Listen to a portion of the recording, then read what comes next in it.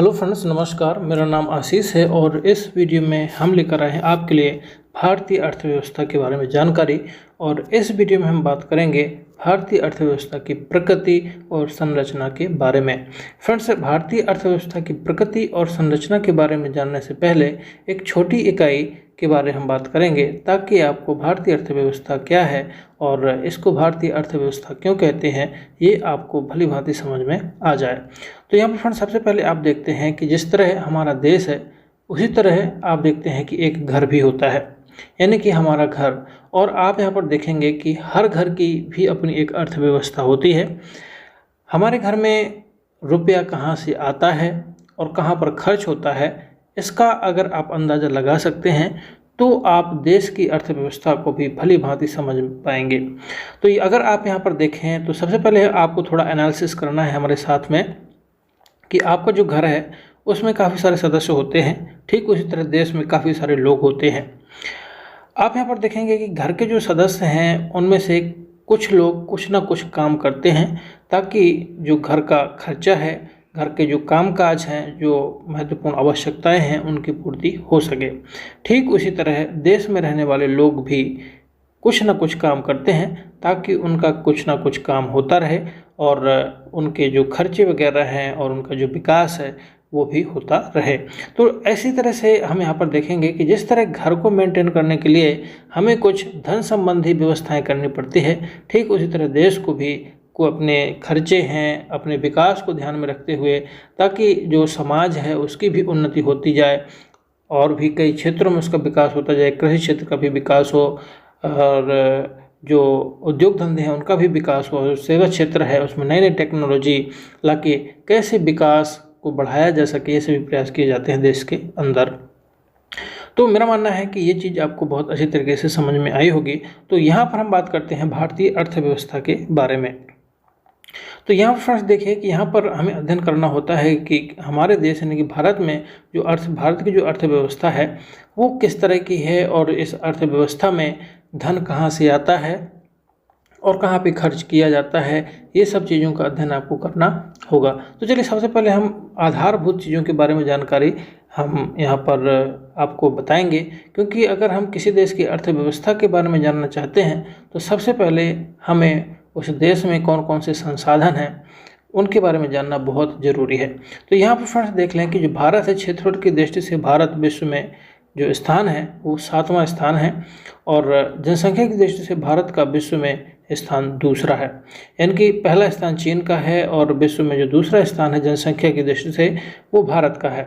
भारत का अगर कुल क्षेत्र की बात करें तो 32.87 लाख वर्ग किलोमीटर है, जो विश्व के कुल क्षेत्रफल का 2.4% है।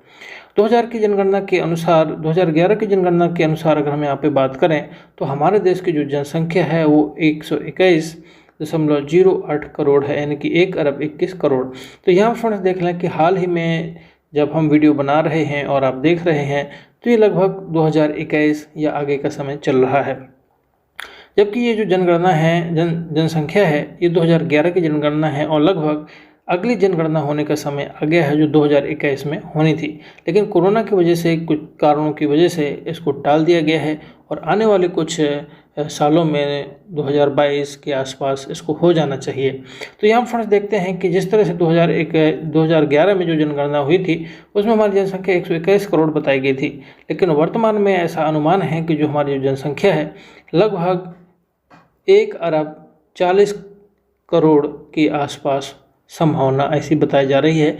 आप लगभग के तौर पे कह सकते हैं कि हमारी जो जनसंख्या है 1 अरब 50 करोड़ के आसपास पहुंचने वाली है।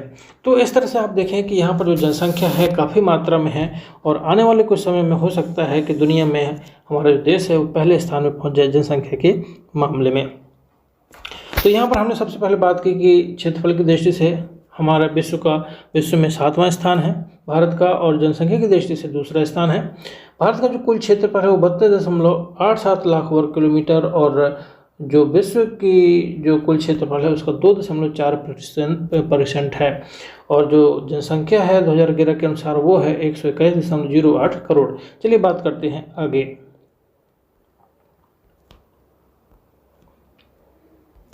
यहाँ पर हम भारतीय अर्थव्यवस्था की प्रकृति के बारे में अगर बात करें तो यहाँ पर आपको देखना है, यहाँ पर हम जानेंगे स्पष्ट रूप से कि भारतीय जो अर्थव्यवस्था है उसका स्वभाव कैसा है, उसका नेचर कैसा है। तो यहाँ पर फ्रेंड्स जो पहली प्रकृति है वो है मिश्रित अर्थव्यवस्था। इनकी भारतीय अर्थव्यवस्था है जो उसका जो विकास है वो निजी क्षेत्र और सार्वजनिक क्षेत्र दोनों के माध्यम से होता है। यानी कि भारतीय अर्थव्यवस्था के विकास में निजी क्षेत्र और सार्वजनिक क्षेत्र दोनों परस्पर मिलकर काम करते हैं और विकास में भागीदार बनते हैं। प्रगतिशील अर्थव्यवस्था, तो यहाँ पर देखिए जो भारतीय अर्थव्यवस्था है प्रगतिशील अर्थव्यवस्था है और यह अर्थविकसित देश से निकलकर प्रगति कर रही है और ये विकसित देश की विकसित अर्थव्यवस्था के रूप में जा रही है। समतावादी अर्थव्यवस्था की अगर हम यहाँ पर बात कर लें तो समतावादी जैसा कि सबसे बना है कि यहाँ पर प्रत्येक जो नागरिक है उसको समान अधिकार दिए गए हैं ताकि वह अपना विकास कर सके और आगे बढ़ सके। यहाँ पर किसी भी व्यक्ति के साथ में किसी तरह का भेदभाव नहीं किया गया है, सभी के पास समान अधिकार हैं, हर कोई कुछ भी कर सकता है और अपना विकास करने की उसे पूर्ण स्वतंत्रता है। यानी कि यहाँ पर समानता का अधिकार है, कोई भी काम कोई भी व्यक्ति कर सकता है। एक संघीय अर्थव्यवस्था, तो संघीय अर्थव्यवस्था को समझने से पहले आपको इस बात को समझना पड़ेगा कि हमारा जो देश है वो राज्यों का संघ है। यानी कि एक तो यहाँ पे राज्य हैं और दूसरा है राज्यों का संघ, यानी कई राज्यों का संघ है। तो यहाँ पर देखिए कि कुछ नियम ऐसे हैं कि सभी राज्यों ने अपने अलग अलग नियम बना रखे हैं और जो देश है जो संघ है उसके अलग नियम हैं। तो यहाँ पर इनको इस तरह से समन्वय इनका किया गया है ताकि जो राज्य के नियम हैं और जो संघ के नियम हैं उनमें किसी तरह का टकराव ना हो। तो यहाँ पर इस तरह का समन्वय बनाया गया है ताकि राज्य और संघ आपस में मिलकर अपनी जो अर्थव्यवस्था है उसको प्रगतिशील बना सकें, न कि उनमें किसी तरह का विवाद पैदा हो। तो इस बात को समझना बहुत जरूरी है कि जो हमारी अर्थव्यवस्था है वो संघीय अर्थव्यवस्था है, सभी को अपने अपने दायित्व सौंपे गए हैं और सभी अपना काम करते हैं। एक विकासशील अर्थव्यवस्था, विकासशील का मतलब होता है यहाँ पर देखिए जो अर्थव्यवस्थाएं हैं उनको 3 भागों में बांटा गया है, एक अर्धविकसित, दूसरा विकासशील और विकसित। तो यहाँ पर देखिए अर्धविकसित देश उनको कहा जाता है, अर्थव्यवस्था अर्धविकसित अर्थव्यवस्था उसको कहा जाता है जहाँ पर आधारभूत संसाधन नहीं है जिन देशों के पास।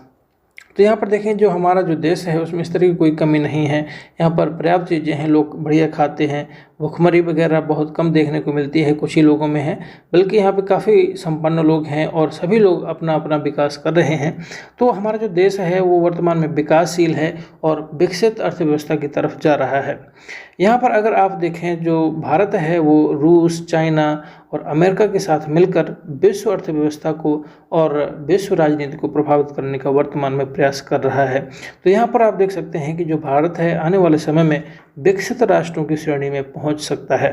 तो यहाँ पर आपको ध्यान रखना है कि जो हमारी अर्थव्यवस्था है भारत की वो वर्तमान में विकासशील है, जो विकसित राष्ट्र के तौर पर जाने का प्रयास कर रही है।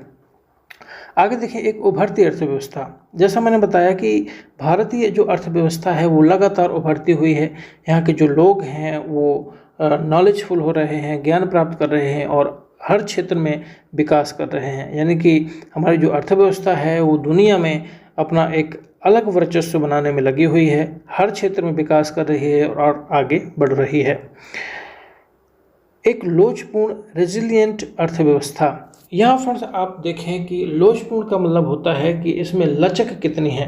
तो यहाँ पर कहने का मतलब ये है कि हमारी जो अर्थव्यवस्था है उसमें एक विशेषता ये है कि कभी कोई समस्या आ जाती है देश के अंदर तो उससे तुरंत वो समाधान करके आगे बढ़ जाती है, वो उसको कोई विशेष दिक्कत नहीं होती है। जैसे कि अगर आप विश्व आर्थिक मंदी जो 1930 में हुई थी उसको अगर आप देखें तो भारत में कुछ खास प्रभाव नहीं पड़ा था और जो भी प्रभाव पड़ा था उसके तुरंत पश्चात जो भारतीय अर्थव्यवस्था है उसने अपना एक वर्चस्व स्थापित कर लिया था और पुनः अपने जो अर्थव्यवस्था जो नुकसान हुआ था उसकी भरपाई उसने कर ली थी। तो इस तरीके से अगर आप समझें तो ऐसे इसको समझ सकते हैं कि भारतीय अर्थव्यवस्था की प्रगति क्या है। तो यहाँ पर सबसे पहले मिश्रित अर्थव्यवस्था है, प्रगतिशील अर्थव्यवस्था है, समतावादी अर्थव्यवस्था है, एक संघीय अर्थव्यवस्था है, एक विकासशील अर्थव्यवस्था है और एक उभरती अर्थव्यवस्था है, एक लोचपूर्ण अर्थव्यवस्था है। तो ये फ्रेंड्स आप देखिए कि जब कभी आपको एग्जाम में आता है कि भारतीय अर्थव्यवस्था की प्रगति के बारे में बताइए, तो ये जो हेडिंग्स इनको लिखना है और इनको डिस्क्राइब भी करना है, जैसा कि मैंने आपको बताया है। फ्रेंड्स, इस बात का ख्याल रखिए कि इस वीडियो में हम जो बता रहे हैं वो हम अपने शब्दों में बता रहे हैं, और इस वीडियो को देखने के पश्चात अगर आप एक बार अपनी बुक को पढ़ लेते हैं तो मेरा मानना है कि आप कभी भी भारतीय अर्थव्यवस्था को नहीं भूलेंगे और इसको समझने में आपको कहीं भी कोई दिक्कत नहीं होगी। आगे फ्रेंड्स यहाँ पर देखिए, भारतीय अर्थव्यवस्था की संरचना के बारे में अगर हम बात करें तो जैसा मैंने यहाँ पर आपको बताया कि जिस तरह हमारा घर होता है उसमें जो धन है वो कहाँ से आता है, हमारा जो घर है वो किस तरह से संरचना, हमारे घर की संरचना किस तरह की है, ठीक उसी तरह किसी देश की भी अपनी एक संरचना होती है। उसके भी कुछ क्षेत्र हैं, क्षेत्रों में बांटा गया होता है कि इस क्षेत्र से आय होती है या दूसरे क्षेत्र से कितनी आय होती है, या अन्य क्षेत्र से, यानी कि क्षेत्र बटे होते हैं जहाँ से घर को आय होती है। तो ठीक उसी तरह देश में भी ऐसा ही होता है। तो यहाँ पर फ्रेंड्स देखिए, भारतीय अर्थव्यवस्था की जो संरचना है उसको 3 क्षेत्रों में विभक्त किया गया है। नंबर 1 है, पहली है प्राथमिक क्षेत्र, और इसमें ऐसे क्षेत्र आते हैं जो कृषि से संबंधित हैं, इस बात का फ्रेंड्स आपको ख्याल रखना है। द्वितीय क्षेत्र है जो कि उद्योग क्षेत्र यानी द्वितीय क्षेत्र कहलाते हैं, और इसमें सभी उद्योग आते हैं, यानी उद्योगों से जो आय होती है वो द्वितीय क्षेत्र के दायरे में आती है। इसके बाद तृतीय क्षेत्र है और इसे सेवा क्षेत्र भी कहा जाता है, यानी कि सेवा क्षेत्र से जो आय होती है वो तृतीय क्षेत्र या सेवा क्षेत्र के दायरे में आती है। तो यहाँ पर फ्रेंड्स आप देखें कि जो भारतीय अर्थव्यवस्था है उसमें जो आय है वो 3 क्षेत्रों से मिलकर आती है, और तीनों क्षेत्रों का जो योगदान है उससे जो समग्र रूप में हमें जो आय प्राप्त होती है वही भारतीय अर्थव्यवस्था कहलाती है। और यही भारतीय अर्थव्यवस्था की संरचना है कि यानी कि ये 3 उसके हाथ हैं, और यही सबसे महत्वपूर्ण है हमारे देश को आगे बढ़ाने के लिए। तो आगे हम यहाँ पर देखते हैं कि जो प्राथमिक क्षेत्र है आपको इस बात का विशेष ख्याल रखना है कि इसको इंग्लिश में प्राइमरी सेक्टर कहा जाता है, और इसे कृषि एवं संबंधित क्षेत्र भी कहते हैं। इसमें आपको फ्रेंड्स देखना है कि ये चीज़ें आती हैं, पहला कृषि, पशुपालन, वानिकी, मछली पालन, खनन को शामिल किया जाता है, यानी कि कृषि, पशुपालन, वानिकी, मछली पालन एवं खनन को इसमें शामिल किया जाता है। इसे प्राथमिक क्षेत्र इसलिए कहा जाता है क्योंकि ये सभी उत्पाद मानव अस्तित्व के लिए आवश्यक हैं और प्रकृति के प्रत्येक सहयोग से संचालित किए जाते हैं। यानी कि यहाँ पर आप देखें कि जो भी कच्चा माल हमें जहाँ से प्राप्त होता है वो सभी प्राथमिक क्षेत्र यानी कि कृषि एवं संबंधित क्षेत्र कहलाते हैं। आगे यहाँ पर देख लें, दूसरा है द्वितीय क्षेत्र, और इसे सेकेंडरी सेक्टर कहा जाता है, और इसे उद्योग क्षेत्र भी कहते हैं। इसमें विनिर्माणी उद्योग, निर्माण कार्य, विद्युत, गैस और जल आपूर्ति को शामिल किया जाता है। इस क्षेत्र में एक प्रकार के यूनिट को दूसरे प्रकार के यूनिट में अथवा कच्चे माल को तैयार माल के रूप में परिवर्तित किया जाता है।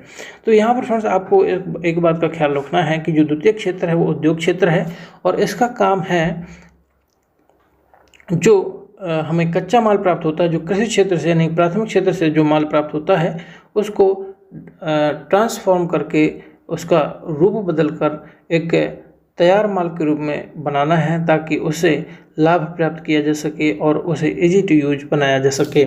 तो ये सभी चीज़ें आती हैं द्वितीय क्षेत्र के दायरे में, और इसको सेकेंडरी सेक्टर या उद्योग क्षेत्र भी कहा जाता है।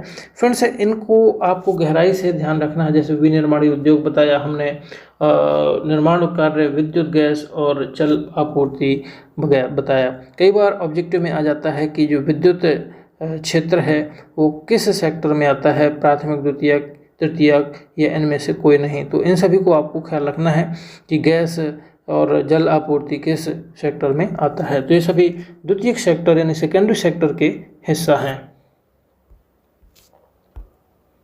आगे यहाँ पर देखिए तृतीय क्षेत्र। तो यहाँ फ्रेंड्स देखिए, जैसे हमने आपको फर्स्ट में बताया प्राथमिक, फिर द्वितीयक, और इसको हिंदी में तृतीय क्षेत्र कहते हैं, लेकिन इंग्लिश में इसको टर्शरी सेक्टर कहते हैं। इस बात का आपको ख्याल रखना है। जैसे वहाँ पर हमने आपको बताया कि प्राइमरी सेक्टर, फिर सेकेंडरी सेक्टर, तो यहाँ पर थर्डरी सेक्टर ऐसा नहीं हो सकता, यहाँ पर इसको टर्शरी सेक्टर बोलेंगे। और ऐसा आपको पता होगा अगर आप इंग्लिश मीडियम के स्टूडेंट हैं। तो अगर आप हिंदी मीडियम के स्टूडेंट हैं तो ये उनके लिए महत्वपूर्ण है कि जो तृतीय क्षेत्र है उसको इंग्लिश में टर्शरी सेक्टर कहा जाता है। ऐसे सेवा क्षेत्र, इसे सेवा क्षेत्र भी कहते हैं। यानी कि जो तृतीय क्षेत्र है उसको सेवा क्षेत्र भी कहा जाता है। और इसमें ऐसी सभी चीज़ें आती हैं जो सेवा से रिलेटेड है, जैसे व्यापार हो गया। इस क्षेत्र में व्यापार, होटल, परिवहन, संचार, वित्तीय संस्थाएं, बीमा, लोक प्रशासन, रक्षा एवं अन्य सेवाओं को शामिल किया जाता है। इस क्षेत्र की सेवाएं प्राथमिक और द्वितीय क्षेत्र को सहयोग प्रदान करती हैं। यानी कि आप यहाँ पर देखें, जो प्राथमिक जो क्षेत्र है और जो द्वितीय क्षेत्र है, अगर ये सेवाएं उपलब्ध न कराएं तो किसी तरह का उत्पादन इनमें नहीं हो पाएगा। जैसे कि आप द्वितीय क्षेत्र की बात करें तो इसमें उद्योग क्षेत्र आते हैं। उद्योग क्षेत्र को चलाने के लिए काफ़ी सारी सुरक्षा की आवश्यकता होती है, ढेर सारी चीज़ों की आवश्यकता होती है और उन सभी की पूर्ति तृतीय क्षेत्र से होती है। जैसे आप यहाँ पर देखें, उद्योग में काम भी होते हैं, वहाँ पर रोजगार चाहिए, कर्मचारी चाहिए होता है। तो अगर कर्मचारी अपनी सेवाएं नहीं देंगे तो उद्योग विकसित नहीं हो सकते हैं। तो इस बात का आपको ख्याल रखना है कि व्यापार हो, होटल, परिवहन, संचार, वित्तीय संस्थाएं, बीमा, लोक प्रशासन और जो रक्षा एवं अन्य जितनी भी सेवाएं आती हैं वो सभी तृतीय क्षेत्र के दायरे में आती हैं। वो चाहे बच्चों को पढ़ाना हो, चाहे चिकित्सा क्षेत्र हो, यानी जितनी भी सेवाएं हैं, किसी तरह का कोई व्यक्ति काम करता है, किसी मदद करता है तो उसके बदले में उसे कुछ धनराशि दी जाती है, सैलरी दी जाती है, तो सभी सेवा क्षेत्र के दायरे में आते हैं। यानी कि जो नौकरी पेशा लोग हैं, चाहे प्राइवेट हो चाहे गवर्नमेंट, वो सभी तृतीय क्षेत्र के दायरे में आएंगे। तो इनको भी आपको ख्याल रखना है कि कभी कभी पूछ दिया जाता है व्यापार किस क्षेत्र का हिस्सा है, तो तृतीय क्षेत्र का हिस्सा है। होटल किस क्षेत्र का हिस्सा है, तो तृतीय क्षेत्र का। परिवहन, संचार, वित्तीय संस्था, बीमा, लोक प्रशासन, रक्षा एवं अन्य सेवाओं, या इनमें से कोई भी पूछ देता है कि किस क्षेत्र का हिस्सा है, तो आपको इस बात का ख्याल रखना है कि सभी तृतीय क्षेत्र के हिस्सा हैं। आगे हम जाते हैं और आपको महत्वपूर्ण जानकारी यहाँ पर आपको दे रहे हैं। यहाँ पर फ्रेंड्स देखिए, जो भारतीय अर्थव्यवस्था की जो संरचना है उसमें हम आपको यहाँ पर बताएंगे कि जो GVA है में विभिन्न क्षेत्रों का हिस्सा परसेंटेज में कैसा है। तो यहाँ फ्रेंड्स देखिए, भारतीय अर्थव्यवस्था की संरचना GVA का फुल फॉर्म होता है ग्रॉस वैल्यू एडेड। तो यहाँ पर फ्रेंड्स देखें कि ये एक तरह का मैट्रिक है जिसमें हम विभिन्न क्षेत्रों का क्या योगदान है उसकी माप हम यहाँ पे करते हैं। तो यहाँ पर फ्रेंड्स हम आपको देखें, यहाँ पर हमने 2 डेट्स लिए हैं, यानी कि 2 वर्ष लिए हैं जो कि बहुत ही महत्वपूर्ण है। यहाँ पर देखिए 1950-51 लिया है, यानी कि ये शुरुआती स्टेज है जब हमारा भारत स्वतंत्र हुआ था। तो वहाँ पर हम उस समय का बताएंगे कि शुरुआत में जो अर्थव्यवस्था में इन जो तीनों क्षेत्र हैं, प्राथमिक, द्वितीयक और तृतीयक, इनका योगदान कैसा था। और अब जो वर्तमान में 2017-18 के आंकड़े हमें प्राप्त हैं, उसके बाद के आंकड़े हमें अभी नहीं मिले हैं।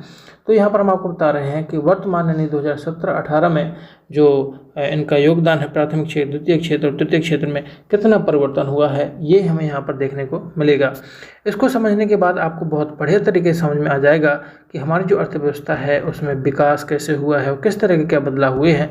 और ये बहुत महत्वपूर्ण है, कभी भी आपसे कोई पूछ भी सकता है कि वर्तमान में प्राथमिक क्षेत्र का भारतीय अर्थव्यवस्था में क्या योगदान है, यानी कि कितने प्रतिशत का की हिस्सेदारी है GVA में।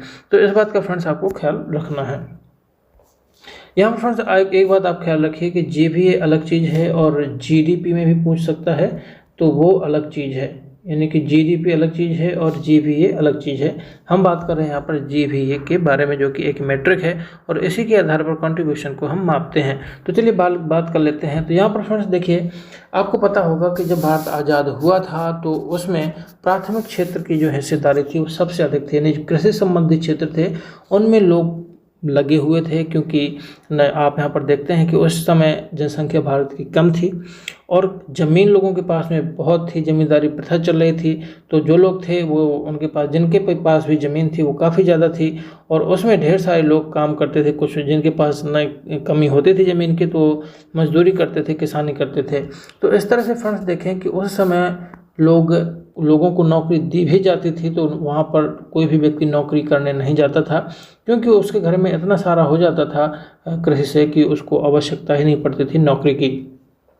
तो उस समय की अगर आप बात करें तो यहाँ पर प्राथमिक क्षेत्र की जो हिस्सेदारी थी भारतीय अर्थव्यवस्था में सबसे ज़्यादा थी, यानी कि आधे से अधिक 51.81%।